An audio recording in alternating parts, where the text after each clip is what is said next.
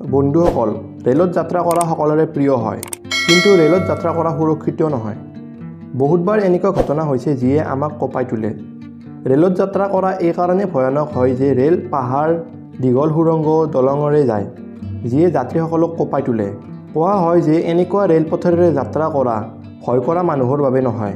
বন্ধুসকল, আজি মই আপোনালোকক এনেকুৱা 5 ভয়ানক ৰেলপথৰ বিষয়ে ক'ম, তেন্তে এই ভিডিঅ'টো স্কিপ নকৰাকৈ শেষলৈকে নিশ্চয় চাব। নাম্বাৰ 1, পেট ট্ৰেইন, জাৰ্মানী।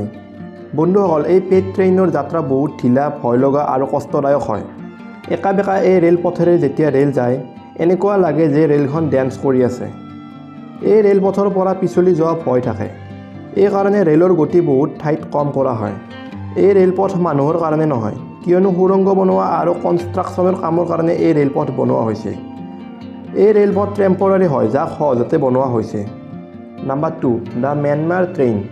যদি আপুনি ৰোমাঞ্চকৰ খোজত আছে, তেন্তে এই যাত্ৰাটো বহুত ৰোমাঞ্চকৰ হ'ব।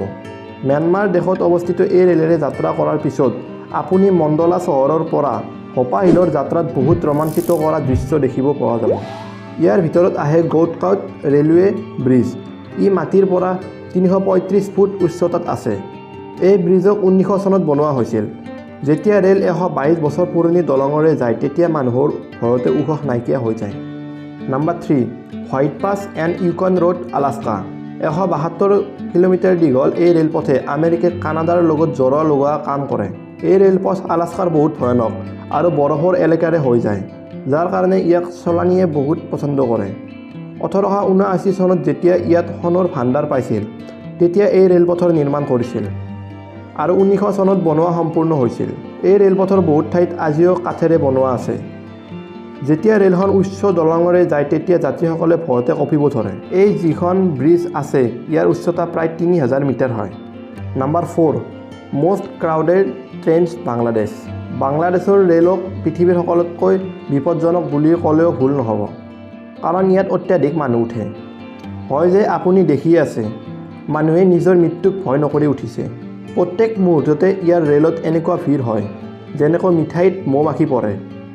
ইয়াত এনেকৈ যাত্ৰা কৰাৰ কাৰণে বহুত লোকৰ মৃত্যু হৈছে আৰু হাজাৰ হাজাৰ মানুহ আহত হৈছে।